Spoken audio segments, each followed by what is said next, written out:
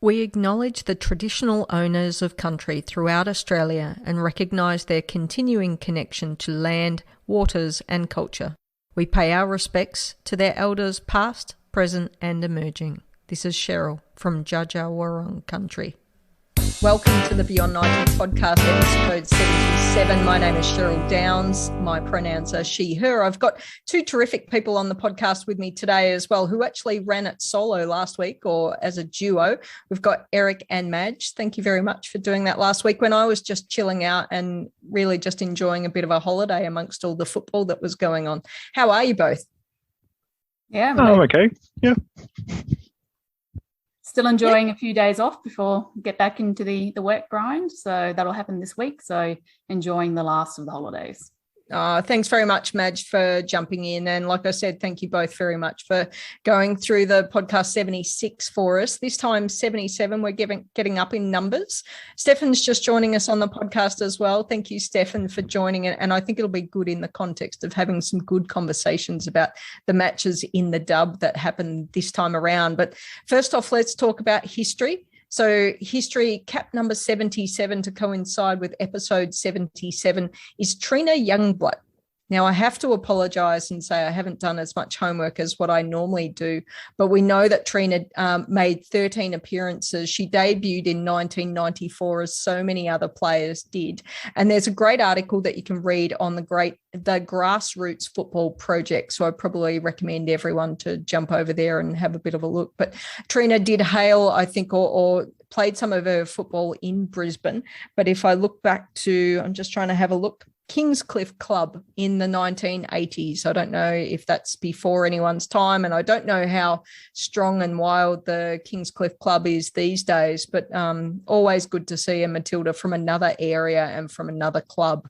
I know it's good to see them in clusters because it means that it's probably a good project, but it's also good to see them come from different places and be seen from other areas.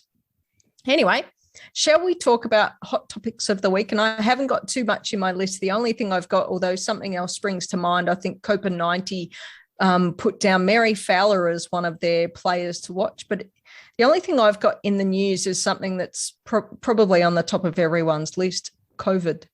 How many A-League games have been postponed because of COVID? And I know in the A-League women's, there were 2 matches.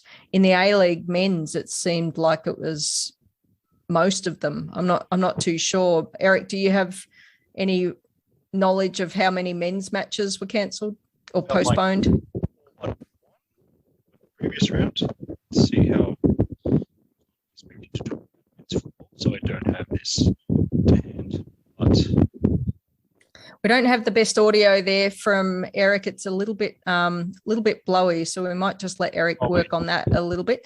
Perhaps I should turn off the fan then, if it's blowy. Yes. Well, we have to say cool somehow, don't we? But I think that is the big news at the moment. And for the players and clubs that have been impacted by that, I know that we had Catherine Canuli in the last round of matches, I think it was, that they had to have an assistant coach step up, and I think it's now been confirmed that she did test positive. Was it Holly Palmer as well for Brisbane Roar, who returned a positive PCR? Yeah, and then it doesn't even need to be a positive test result. It also, in the case of Melbourne Victory, I think there were 3 players, one of which was Casey Dumont, and the other 2 I actually can't remember off the top of my Alex head. Chidiac was one. Yeah, yep. That's right. Yep. And one other. Anyway, I can't remember. I'm sorry about that, but didn't get their test results back. Now, Madge, we know that last week, I think you were in Canberra, but you had to stay in quarantine the whole time. Did you have to have a test as well? Yeah, well, I was a possible close contact of someone. So I went and got my test as soon as I found out. And so then I was inside for the 7 days, but I was negative the entire time, really thankfully. So I was really lucky. But yeah, it did mean that I couldn't get out and about and do as much stuff with the family and see the game as I would have liked to. But yeah, it's interesting times. I think the dub has avoided too many games getting postponed compared to the men's, but I do wonder how long we're going to continue to get away with that. I think we've already got teams that are sort of 2 games behind. I think we've got some teams that have played 5 games and other teams that have only played 3. So in a really short season, and when you've already got Perth as well, Perth trying to make up some of their missed games. It's not something that you really want to extend too far into the season, especially when you've got players possibly wanting to look at maybe going back over to the Scandinavian leagues, that we might, if the season extends a little bit longer than usual, we might end up, having the usual situation of losing some players towards the end of the season at business time and finals time. So how long did it take for you to get your test result back as well? It was really quick. I was in Canberra, and I think it was just before things, it was definitely very busy, but I was getting mine back in 24 hours in Canberra. So it was really quick. But I think it was just before things really exploded. So it's just as the case numbers were starting to really ramp up. So it was before it got to the really big numbers that we're seeing now. So I was lucky. I was able to then get my negative test to get back home.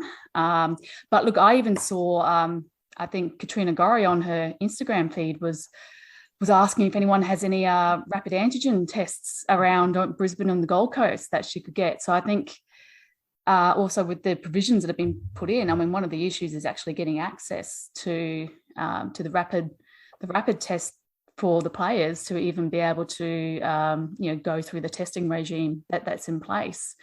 So I really don't know what's going to happen. I think Western Sydney had their game postponed.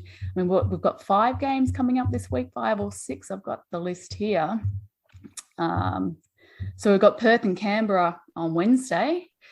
So Canberra haven't played in a while. So you'd think, and I'm not sure if Stephen's got an opinion on this, but I think probably the Brisbane game is the last time that Canberra played, I think. So, having a rest is one thing, but you don't want to be out of your competitive football too long either. So hopefully they can get that one played. Yes, and Vicky Linton has talked up the benefits of having a bit of extra time to prepare for the next game, but I'm getting a bit worried about the guest contract players, the players who are around only for 7 games.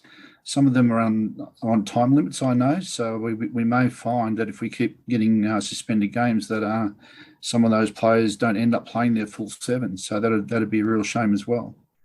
Yeah. So I had a test on Friday last week where a very close contact, a very, very close contact of someone who tested positive, and fortunately they're quite well, which is great to hear. But haven't got my test results back yet. So that was Friday. Today we're recording on Monday. So it's a bunch of days. So if you think about it, maybe they've got a different pathway that they go through for professional athletes. So I did see some news just briefly out of the corner of my left eye that in the NFL, I think they're reducing or removing the requirement to test asymptomatic people.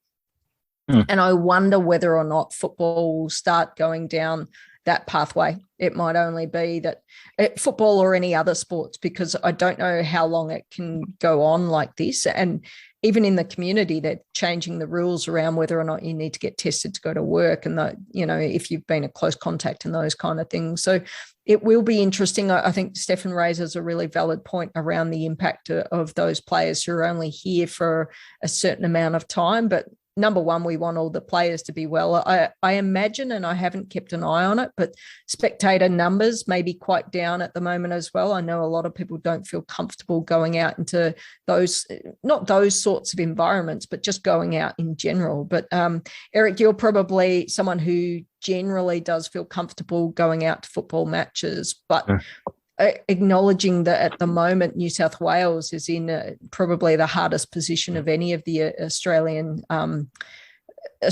areas, teams, which regions, whichever way you want to look at it. Yeah, it has changed my decision making. I think the ability to be kind of shut off from the crowd, which I was at Wollongong, thankfully. I think so I'm getting a bit anxious in crowds now. So unfortunately, I think this means I will not be back at Viking Park for the rest of the season. But it's just the little things like that. Normally, I love Viking Park, but it is a bit, with the way things are going, it just, crowds are making me a bit anxious. But thankfully, we still have football. Hopefully nothing untoward happens, and we will have that game on Wednesday between Perth and Canberra at Wanderers Centre of Football, because, well, these are the things we have to do to finish the season. Oh, by the way, thanks to Ben Gilby, who's, I think, had a quick chat with Alex Aparkis. So we did note firstly, a bit of good news. Claudia Mihalcic has finally joined up with Perth Glory. So after finishing, I believe she had to stay back in Victoria to finish her Year 12 exams and then got stuck there because of the border rules. But she's finally with the squad at least. And apparently they will be based in North Sydney, is what Ben said. So decent amount of grounds, training facilities up there, I hope. And hopefully all goes well with Perth Glory from here on in. But also from a road trip perspective for the spectators, and Stefan, I'm not sure if you've been on one of the buses that head out of Canberra to some of those matches. I don't know how comfortable people would be going out to matches in that bus environment either. And it is one of the best things about football, that connecting with your fellow fans and having those experiences. But in these sorts of environments, it's quite possibly one of the first things that goes away. True, and especially in Canberra, we've had so few games against Sydney teams the last couple of years, so this is especially frustrating. I'm one of the ones who are wary about going up to see the games in Sydney, even when Perth are playing home games and things there. But I will be going out to Viking Park on Saturday. That's my home ground. But it is frustrating. But you got to, as you said, feel for the players first and make sure they're looked after and make sure we're doing the right thing by them first and foremost. Thank you very much. That's a really good point, Stefan, because we as fans, we can opt out if we want to. So I think we always need to really keep at the forefront of our minds that we want to make sure that the players are safe and feel comfortable in their work environment as well. So hopefully, due consideration and all the safety efforts they can put in place are being put in place to keep the players safe. Righty, thank you very much, everyone, for all of those things. Let's talk about Matildas for a moment. There's nothing much happening right now, but very shortly we will be seeing quite a lot. In fact, I think we've been seeing some Matildas just resting, and on their Instagrams you can see them. I think it was last round, actually, we saw Polks at one of the games. And so the Matildas are still maybe hanging around Australia in part before they head off to the Asian Cup, which I imagine is pretty imminent at the moment. I don't know if anyone knows the travel date, but as at the time of recording, I think their first game, or certainly the Asian Cup, I think starts in 18 days. So this is really exciting stuff. I don't know how many people who listen into the podcast do you focus on maybe the major tournaments like the World Cup or the Olympics. They're absolutely massive tournaments and well worth your focus. But the Asian Cup is a really fascinating event to watch. So I certainly encourage everyone to have a look at that. If you've been watching the Dub or the A-League Women, you can watch it on the same channel. So you'll still see it on Paramount Plus. But ideally, I imagine all the Matildas matches will also be on Channel 10. So thank you very much to Paramount and Channel 10 for making sure that the football keeps coming our way. Any extra thoughts about the Asian Cup from anyone? Have we seen any bolters? I know that you talked about it last week. You probably talked about Matilda's bolters. Has anything changed? Katrina Gorry scored a bit of a screamer in the game just gone by. And is she playing herself into maybe 2023 space rather than 2022 space? Is that how it looks, Madge? Oh, look, I'm always going to be optimistic. I think I went into this season just wanting Minnie to get fit, and Minnie, of course, is Katrina Gorry's nickname for those not as familiar. But I've just been, she's exceeded my expectations as to how strongly and quickly that she's been able to come back. She's just been immense the last couple of games. And I think she's played herself into consideration, at least, especially in the last few games we've been fairly light in midfield. I'm not sure if that's just Tony's plan for just wanting to stack the more recent squads with more defenders and work on some more of those options. But you'd have to think she should be in there for contention at the moment for the Asian Cup and absolutely for 2023. Yeah, I tend to agree with that. Eric, I'm not sure if you're aware of the squad sizes for the Asian Cup, if it varies from any of the other tournaments, and whether or not, based on what we saw in the Olympics, it was the standard squad, but then they added a couple of extra just because of the complexities of COVID. And I wonder if they'll do something similar here. Okay, now I believe, believe it was 23. Squads of 23, kind of the normal thing as at the last Asian Cup. And if you give me 10 seconds, I can confirm that for sure. The one thing I'd say about Katrina Gorry, form, yes, but there's a bit of a complication here. Does Katrina Gorry want to, firstly, will she take Harper with her? Does she want to be separated when Harper's so young? So there's a few extra questions for her, but good questions to have, because we're only asking this. Her what she wants to do as well, of course. Yes. Yeah. Good questions to have, because we're only asking this because she's playing really well. So, 23 players. Actually, it says 18 to 23. I don't know why you would ever pick less than 23 if you're allowed to pick 23, but there we go. Also on this, might be financial, Eric, for some of the nations that don't have as much money, just thinking about the cost of taking a couple of extra players, which is unfortunate.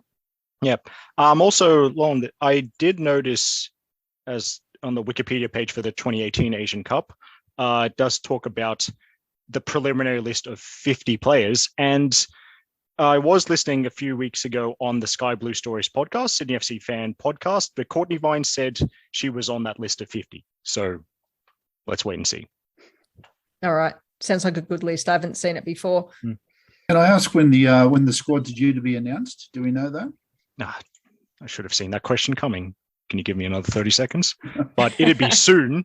You'd think it wouldn't be less than 7 days before the first game of the tournament. They'll have to travel as well, right? And I thought that they were traveling and spending some time over there, although maybe with the risks of COVID, they're minimising their time and space over there. But you have to acclimatise. Okay. Talk amongst yourselves while I look at the competition regulations. This will be fun. So what we might do is we'll move off of the Matildas and the Asian Cup, and we'll just move into dub territory, and we can always come back. So round 5 of the dub started a couple of days ago with Wellington Phoenix against Sydney FC.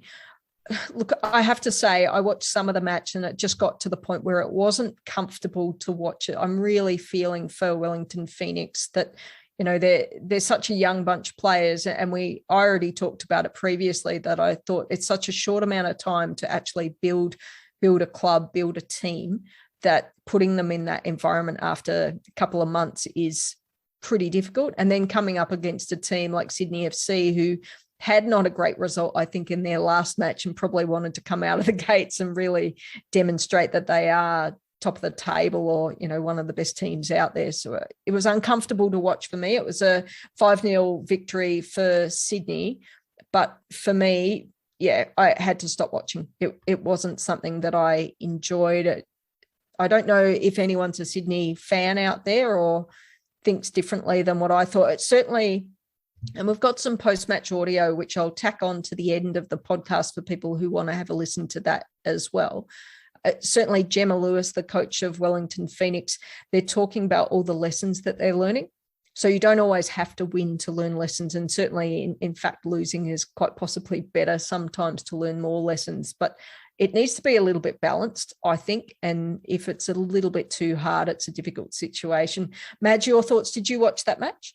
Yeah, I did. I probably felt kind of similar in that it's a result that was probably expected, but I guess the 5 goals coming in the first half, I think as well, was probably a bit shocking, and all credit to Wellington for really tightening up in the second half. I mean, no doubt Sydney probably took the foot off the accelerator a little bit as well, although I wouldn't say that's hugely in their mentality either. So I think they would have liked to have gotten themselves in a record book, but it is a bit sad that when at halftime you've got the commentators talking about, can we get a record biggest win sort of score happening, and it's not really what you want to see. But at the same time, if we go back to Matilda's talk, the Matildas, when we went and played Germany and the Netherlands and got drummed pretty well early on, you could look at it as a similar mindset for Wellington, in that they're wanting to test themselves against, some of the best teams. That's, it's a big reason why they wanted to come into the A-League Women's, so that they can develop some of their younger players and really get them, up to the standard that they need for the New Zealand football team for 2023, and start developing those pathways themselves. So, disappointing, but if we look back at their other games, probably Newcastle, the game against Newcastle was a bit of a blowout as well. I think that one was 5-1 from memory, but they've been competitive in their first game and then the second game against Newcastle, they've been really competitive. So I don't think it's the end of the world. We have seen score lines like this in the dub before. It's not unusual. And hopefully we'll just continue to see Wellington grow into the season as the players get more accustomed to the pace and the skill and probably the physicality sometimes of the game. A lot of the players are quite young, and you do notice that across the league when we've got some of these 15, 16, 17-year-old players coming up against you sort of mid-20-year-old players, there can be a bit of that physicality difference there as well. One of the things that you talked about, the competitiveness of the team and how the level is a bit different across different games. And again, that's something that Gemma Lewis talked about, that she's not necessarily, I'm sure she's interested or concerned about maintaining that competitiveness within a game or across the 90 minutes. But she's also talking about it from, if we play one team one week and we're competitive, then the following week I expect the same level, not the same result, but the same level of competitiveness. And I think for her, it sounded like she was disappointed. And it also sounds like that they're really honest in the team, that they won't sugarcoat it. They'll make sure that people take accountability for, did they not do well enough? And that's something that I think we also heard with Melbourne Victory for the previous game that they played, and might be something that they talk about again for the next match coming up. All right, moving on as my dog barks in the background, the next match that we talk about, Adelaide United against Perth GloryR. It was a 4-2 win to Adelaide United. Steffen, I'm going to put you in the hot seat for this one. Did you watch it? Yes, I did. I did watch this one. Really pleasing to see Dylan Holmes come back in, and really excited to be back on the field, I think, and had a lot of joy going forward. And I think players like Chelsea Dorber really enjoyed having her back as well, and it seemed to benefit the entire team. But yeah, it was a solid 4-2 win. I think it was 2-2 at one stage, just after half time, and Adelaide finished very strongly. So I think the difference is that Adelaide are putting it together, and with the benefit of their cohesion from the last couple of years, they're putting together longer patches of play where they really look the goods and are getting the combinations right. Perth are doing that in bits and pieces. And so we saw, for example, Perth's goal by Hinson, lovely lead-up play by Jan Seski and who was on the right there? Susan Fonks on cam. Yep. Yes, that's right. Yes. So that was terrific interchange of play. Really enjoyed seeing that. And the ball across to Hinson was quality, and the first time, to take the goal was really nice to see as well. So Perth are going to pose a real threat to Canberra on Wednesday. So Canberra are going to have to look out. So Canberra will also be looking at, getting their excitement and quality happening for longer in the period of the game. But very much enjoyed Adelaide's second half in particular, where they were very strong for long periods, I think. Eric, how have you gone with your homework on the side there? Excellent. Okay, so in the Asian Cup competition regulations, so your final squad of between 18 and 23, it must be submitted to AFC by 10 days prior to your first match. So the exact deadline is different for each team. Now, in the unfortunate instance of a player needing to be replaced before the start of the tournament, that can be done up to 6 hours prior to your first match. So can't quite remember the dates, but 10 days before your first game, that's when we will find out the squad of 23. Okay. All right. Well, at least we know that much, or whether or not we will find out, I don't know. I mean, they'll have to submit it to AFC, but how much they push that out to the media, I'm not sure.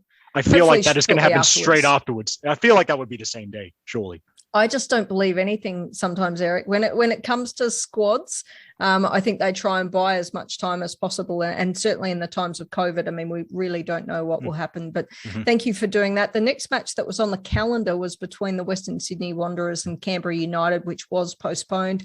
I'm not sure which side of the tracks there were maybe some positive cases, but one of the two, yeah, and not surprising really with Catherine Cannulli. I'm not saying that one begets the other, but yeah, it's certainly around there. And Canberra probably in a bit of a bubble sometimes, just in terms of being protected and well vaccinated as a community. So I think it's quite good. And then just quickly maybe talk about the match between Melbourne City and the Newcastle Jets, which was also postponed due to positive cases within the Melbourne City camp. So the last match of the round that we saw was just yesterday between Melbourne Victory and Brisbane Roar.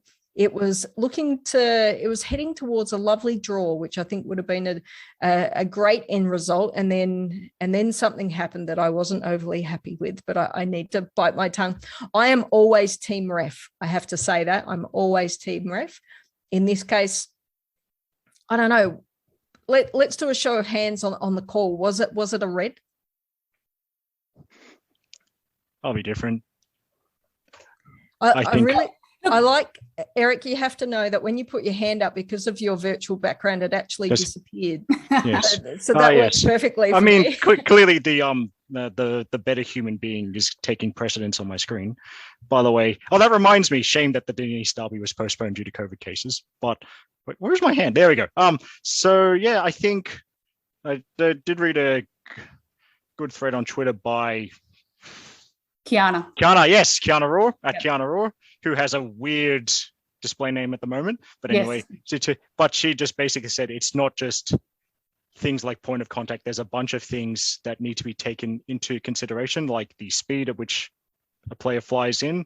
And really, the issue is I after that didn't hate the red card decision so much, and especially because I still need to actually read the laws of the game properly. But it was a good reminder that there is more to this than what I think a lot of people generally use, which is to make it to simplify it, admittedly, which is careless is foul, reckless, yellow card, excessive force, red card. But there is a lot more to it than that.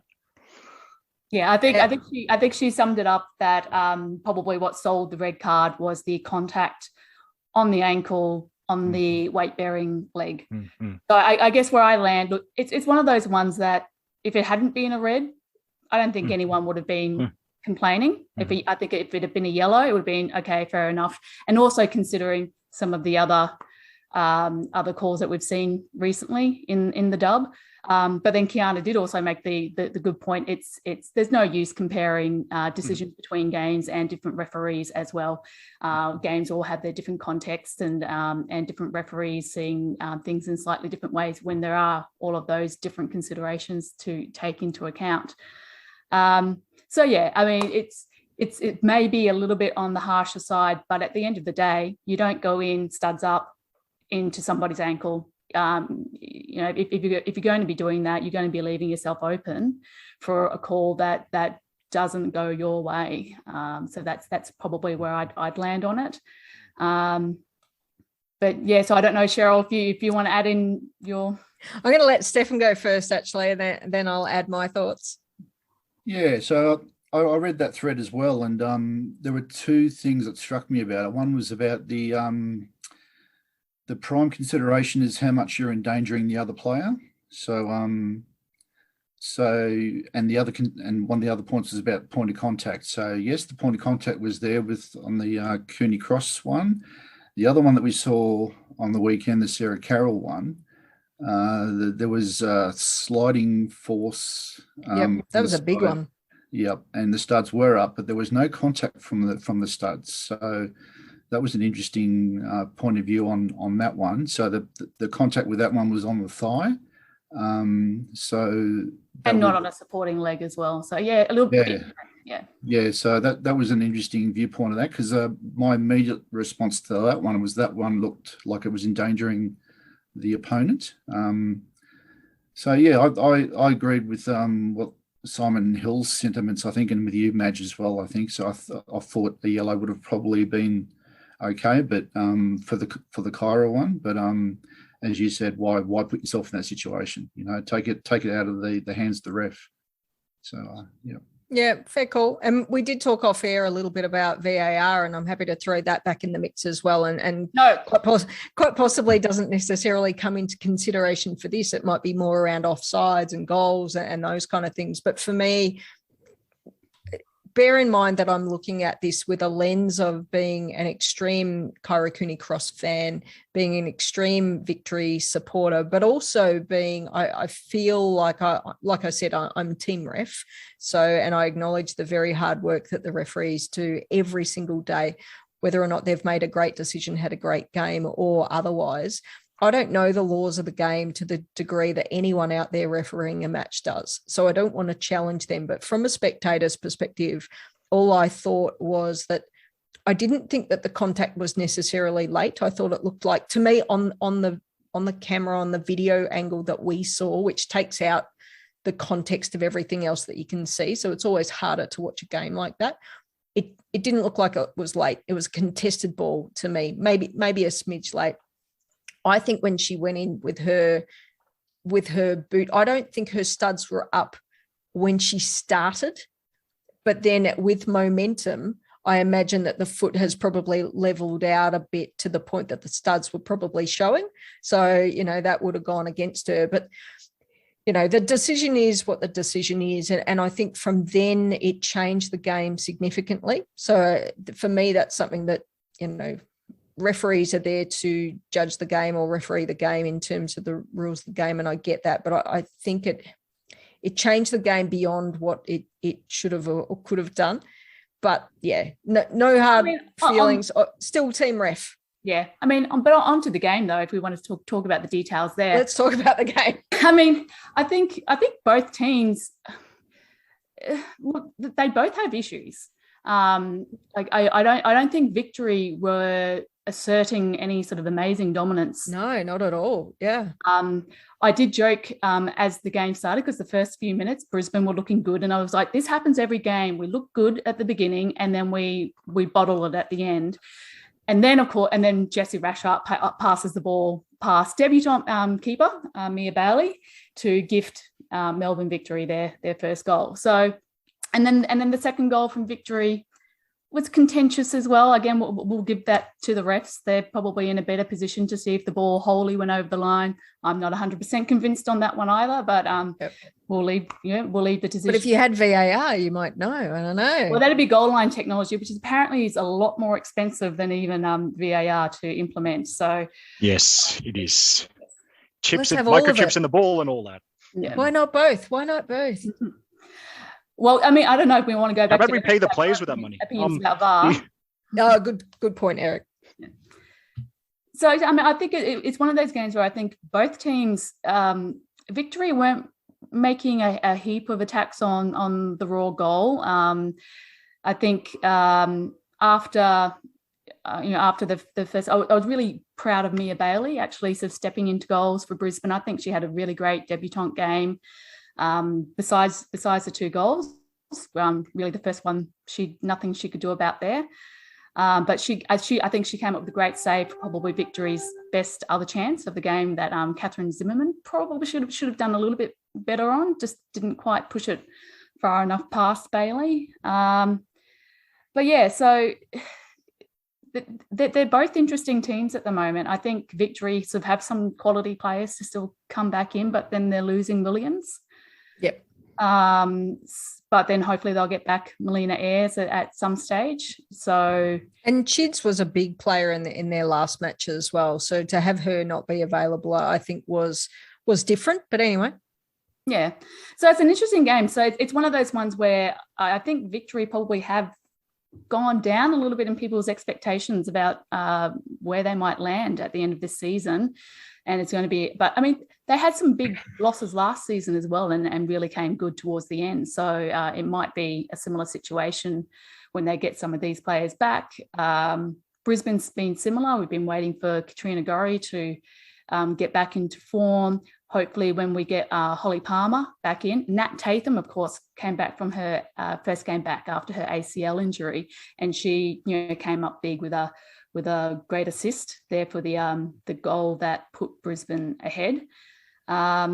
So yeah, I think both teams, there's on the defensive side, there's still issues for both teams that I think could be exploited by any of the other clubs.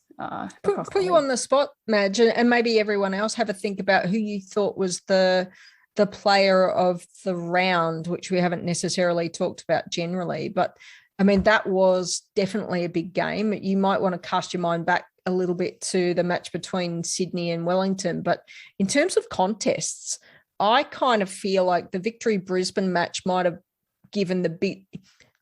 Where I'm coming from is that 5-0 for Sydney over Wellington doesn't necessarily enable the team to say I was the best player because you weren't playing against the best opposition on the day. So that's why I think maybe the match between Adelaide United and Perth Glory or Victory Brisbane would be where we might see our player of the round. But am I full of it, Steffen? No, I think I'd give it to Minnie, I think. No, yeah. I think I went to as well. I mean, I actually think the game of the round was probably the Adelaide Perth game. I think that was just a really great game, but there's I'm just thinking of the Adelaide side.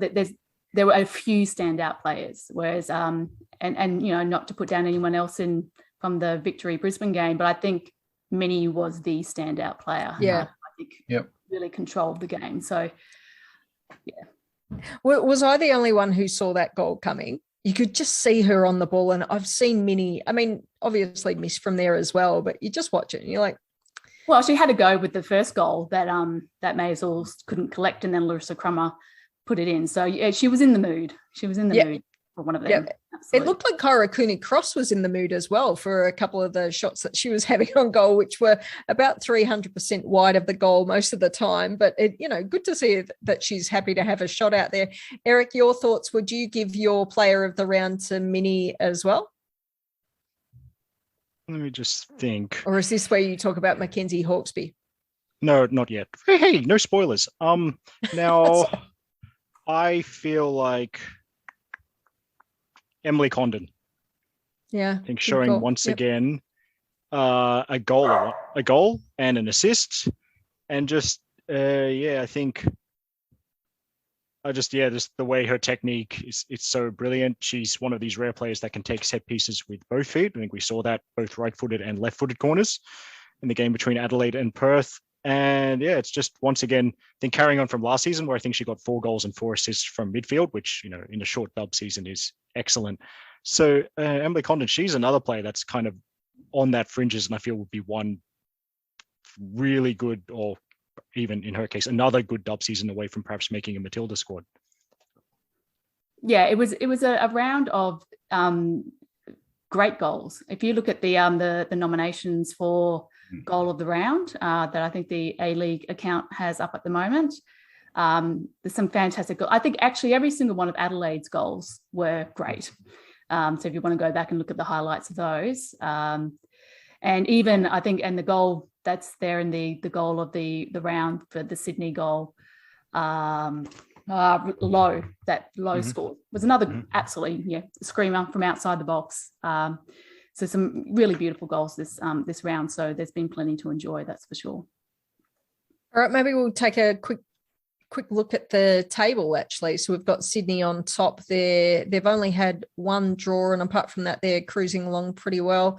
Melbourne City looking good at the top as well, and they had, I think, I was going to say a pretty ordinary start, but a big loss. Melbourne Victory after that. So good to see a couple of Melbourne teams up the top of the table. Newcastle Jets in the top 4. Brilliant to see them up there, followed by Perth Glory in 5th, Adelaide United in 6th, Brisbane Roar in 7th, Western Sydney Wanderers in 8th, Canberra United in 9th, not something that we normally would expect to see. Steffen will be looking for that to be corrected over time. And then in 10th position, we've got Wellington. And we talked about that first match that they played against the Western Sydney Wanderers and how important that 1 point was, because now it puts them in a position where they've got a point. If they went through the whole season, and they will be more competitive against other teams, but having that 1 point on the board, I think is a pretty big deal. Going into the next round and the matches that we hopefully will see, I'm just trying to quickly find them. I'm sorry, bear with me because they change everything. So the next match, we've got a match on Wednesday that's between Perth Glory and Canberra United. Stefan, your thoughts on what could eventuate from that? I mean, Canberra probably don't look like they're doing so well being ninth on the table, but they're still a great team. And I think this is a really, really big game. Yeah, I think it's a lot about momentum for them. So I was really happy to see them excited and finishing, coming home with a wet sail in the last game. So I really hope that carries over into the next game. I think Vicky Linton's probably still doing some tweaking with the lineup a little bit. I think our defence looked best in round 2 when we had the 4 at the back. They looked most comfortable with each other in that setup. I'd still love to see Grace Maher and Laura Hughes together in the centre of the park, and Chelsea Washington was quite good out wide, I think. And I think there's reason to be excited with Ash Sykes and Alira Toby backing up, working with Michelle Heyman. So for me, it's all about the cohesion and getting themselves up for the game and showing some consistency in their quality and getting forward. So. Yeah, so I'm very interested to see how they go on Wednesday and how that carries over onto the weekend. Question for you as well, Stefan, in terms of who you missed the most from last season of the players that you had there. So for Canberra United, one of the players I think about is probably Jessica Nash and how she's now playing with Sydney FC, not getting a starting position all the time. What? She started every... Hasn't she? No, she has not started every game. 4 out of 5, that's fine. Yeah, and I'm not thinking it was, a good or a bad move for her, but from a Canberra perspective, who do you miss having there? And yeah. Well, Kendall's a big one. Our captain really steered the defence around. So yep. And she's been a big Canberra name for a number of seasons. So she would have been. She was a Victory name at one point as well, wasn't she? Yeah, that's right. Yeah, many years ago she played. Yep. But also and Central Coast Mariners. Yep. But also Nikki Flannery. Yep. That balance, that ability she has to get up and down the left, and I think Vicky's doing a good job with encouraging Hayley Taylor-Young to do the same type of role. So I'm really hoping that Hayley grows into the season in that regard. But I think, Jessica, Bianca, Kendall, they're big losses to try and overcome. But if I'd have to pick one, I'd go with Kendall, I think, just for the way she held the team together and in some ways in the back part of the field. Yeah. All right. Good call. All right. On to the next match. So we'll hope to see Newcastle Jets against Melbourne Victory, Sydney against Perth Glory. So Perth with a couple of matches, just looking, one's on Wednesday, one's on Saturday. So they've got a little bit of a short break in between those. But then on Saturday, we also see Canberra United against Adelaide United. So the same short break for Canberra. And then finally, I think not finally, don't listen to me, Brisbane Roar against Western Sydney on Sunday, and then Melbourne City against Wellington on Sunday as well. Thoughts from maybe Eric or Madge on what you think might be game of the round amongst those, or any key things to watch out for?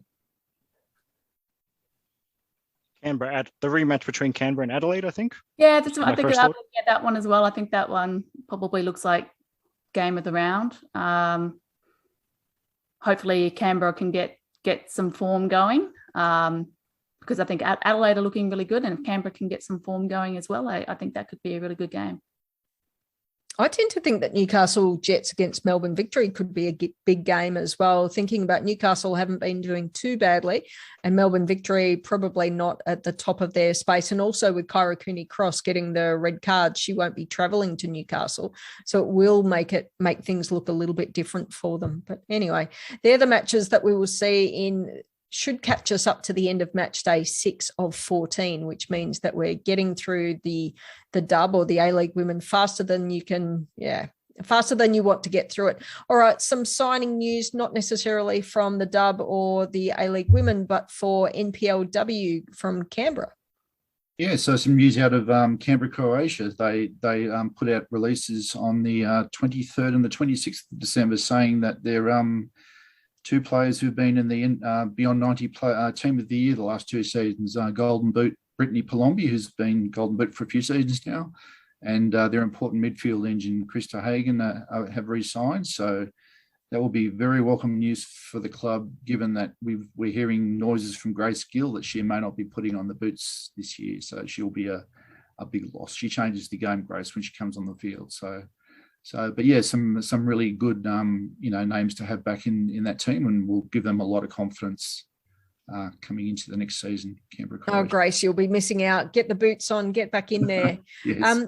Just a question given the success of Golden Boots as they move from NPLW into W League or the Dub, Brittany Palombi is not a name that I've heard too much of, apart from conversations with yourself, Steffen, and from a midfield perspective as well. It's great to see some really top midfielders around, but where are these players in the context of the Dub? And why aren't they there if we're talking Golden Boot? It's a good question.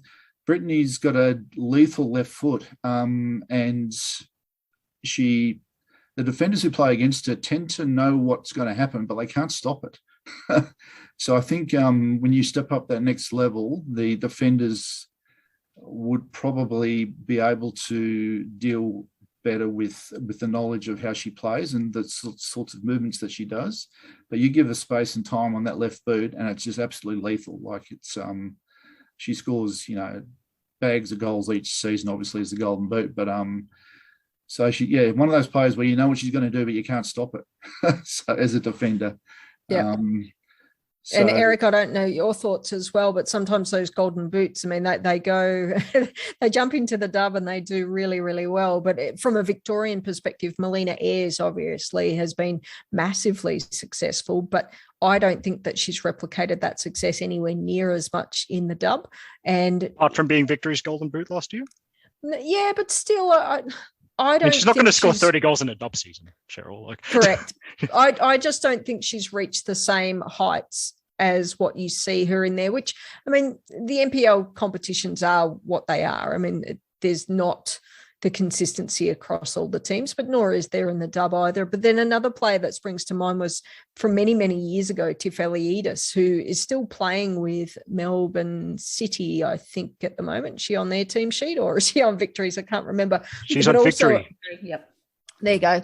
Actually, she was the third player. So another player for me who has been incredibly successful at NPL level, but the step from NPL to W League had never really been one that she took successfully. I don't think, at least in terms of a striker. I think she's changed her role a little bit and she's playing a bit more on the midfield. And I've got a few more for you as well.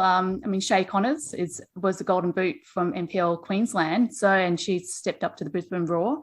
And it is interesting watching her transition. I think watching her even in the Victory game, it's like there were some times when she maybe had some chances, but either second guessed or just didn't make the right decision at the right point in time. And you wonder if that's just that step up in quality in defending.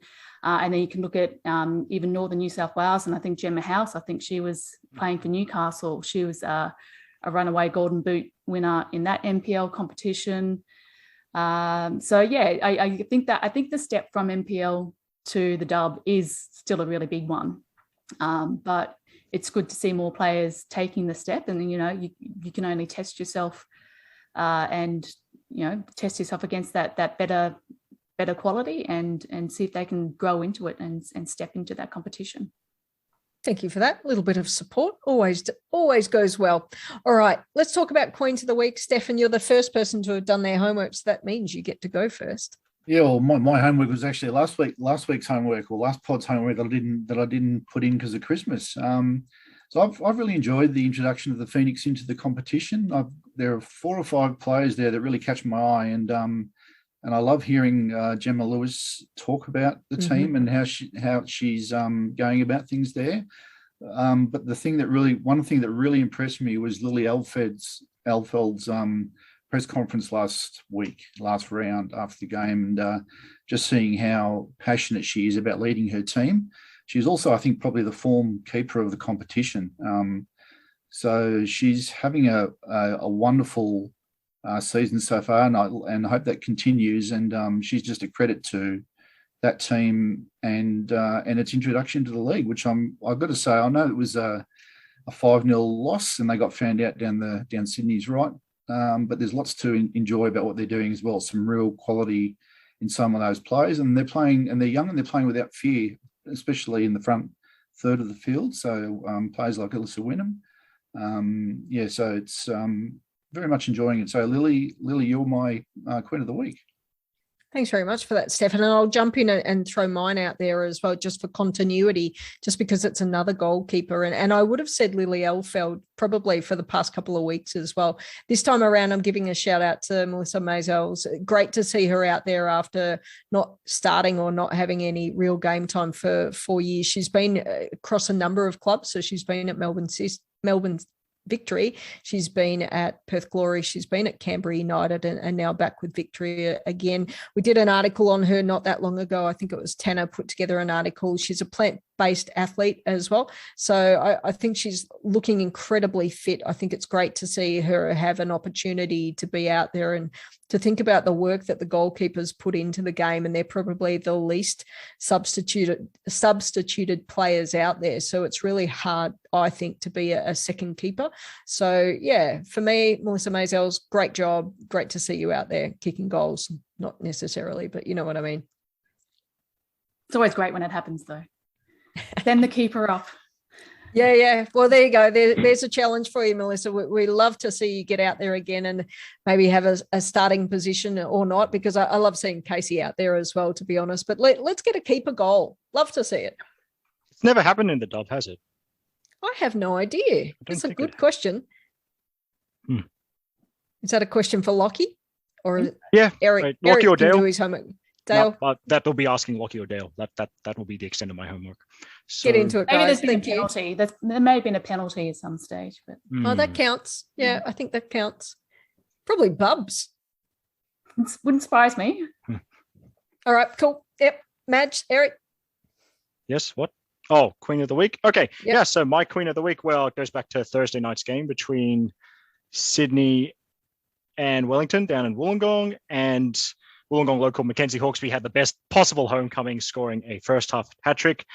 She's so local. She went to school almost next door to Wynn Stadium at St. Mary Star of the Sea College, which is like a block away. So really, I mean, you have to be a queen. If you come home, score a hattie, it's just brilliant. That's pretty much automatic Queen of the Week material for me. Yep, sounds good. And my Queen of the Week is Nat Tatham, returning from her her ACL injury that she did in the first game of last season. So it's great to see her back sort of midway through this next season now. And it's always great to see a player come back in style as well, getting on the stat sheet with an assist for the goal that sort of put us into the lead after a great through ball from Aisha Norrie as well. I just got to give Norrie some props as well. She had a great game. But it's so great to see Nat back as well, because she's such a great team player. I think anyone who's sort of met Nat, she's got a great personality. I think all her teammates love her, and I think we saw that with how happy everyone was that she was involved in that goal, in that third Brisbane goal. So it's great to see her back. Well done, Nat. Yeah, well done, Nat. Yeah, because Natalie has a futsal background. I totally agree. So. And also because she wore the Victory colours for that one game when she was injured. So yeah, I think she looks really quite good in navy blue, and maybe you want to come back.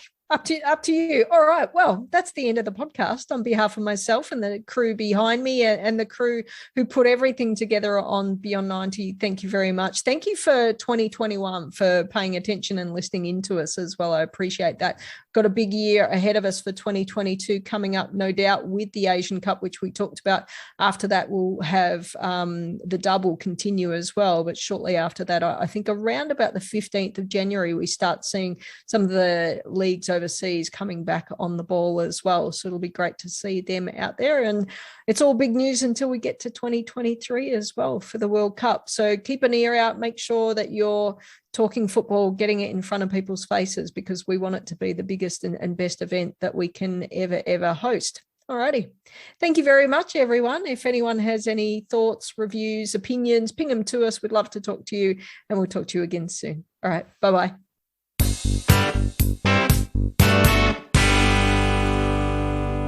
wondering if we'd done the wrong thing in between the 2 days. We didn't really get on the field. We kind of rested more and focused more on recovery, but maybe that was the wrong thing to do in terms of the mentality to prepare for the game. Maybe we should have rotated squad. We decided to try and stick with the same people to keep building. But actually, when we put players on, they put more of an impact in. So yeah, things to reflect on, but yeah, really disappointing. At least they kind of came out in the second half a little bit better. Confirming, did you finish the game with 10 players? That was correct, right? Yeah, I think for the last kind of 10 to 15, we went to 10 players, sorry. She had a bit of a groin strain, and we talked about it. She wanted to go back on, but was also taking painkillers and was limping and struggling. For us, 5-0 down, we had to look further ahead and not afford to risk her to make that strain worse by trying to play through it, because she didn't want to leave us with 10 players. But I'm just kind of wondering what your halftime mentality kind of is. Like when you're talking to the team, there's a few ways you can go about it, I guess. You kind of like uplift them, or do you get angry at all, like trying to fire them up in a way, or what's kind of your mentality when that's the scoreline at halftime? Yeah, it's hard because like everyone's frustrated, everyone's emotional. Like, to be honest, it was probably both.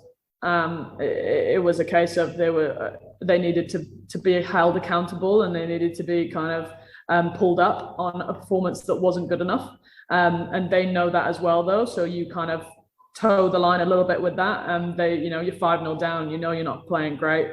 But yeah, so we kind of, I held them accountable, shook them up a little bit, but then also tried to push them forwards to kind of talk about, well, that half's done, it's 5-0, but you can either go out there and let this game get away from you even more, or you can try and have a different second half to actually show people that you can compete, and don't let yourself be known as the layup team. You have to be authentic. They can see that there's frustration in the whole team. I think that has to be, that kind of was obvious. And then we kind of parked it after we took some accountability and then looked at what we could do differently going out there. It was like a game of two halves, I think. So the first half we were all pretty gutted about that first half. But second half we came out and we showed a bit of character, and to keep them at 0-0 was pretty good for the second half. So yeah, very conflicted. Yeah, I mean, it's never easy to be 2-3 down so early in the game, and we obviously go into every game wanting to win, and you that's how you approach every game. So to be down so early, it's a bit stink. But they were good goals. I mean, I don't know about the penalty, but the first goal was really good. So can't argue about the first one. Yeah. So what do you think was the difference in the second half? Was it something Gemma and Nat said at half time that made you a bit more resilient in the second half? Yeah, I think it was. It was a really good halftime talk, and it was just you can either roll over and let it be let in a few more goals, or you can change the script and just change the narrative of they came back out the second half and put in a good shift, and that's what we wanted to do. Not everyone knew at halftime that isn't how we play, and that's not what we want the game to be remembered by. So yeah, I think it just hit home, and definitely motivated us the second half to play how we want to play. Has it been good to kind of get consistent game time? It seems like I guess Gemma reflected last night, maybe it kind of backfired a wee bit having the exact same 11, but she wants to build those combinations. So for you, playing a slightly different role, has it been nice to just have that consistency to kind of learn the ropes? Yeah, 100%. And even in the Newcastle game, there were moments where I'm not sure what kind of run the player I'm passing to is going to make, or where they're looking for the ball. And I think, like you say, with more time together in game situations, that will just get more fine-tuned, and 100% just playing, getting those combinations going and learning who likes to make what run, where you want the ball played, and that kind of thing. We've not had time to really gel, and it's just coming. I think it is coming, and I think we will score some goals from open play soon. But yeah, we are creating chances. I think it's just definitely nailing the combinations and slowly getting there.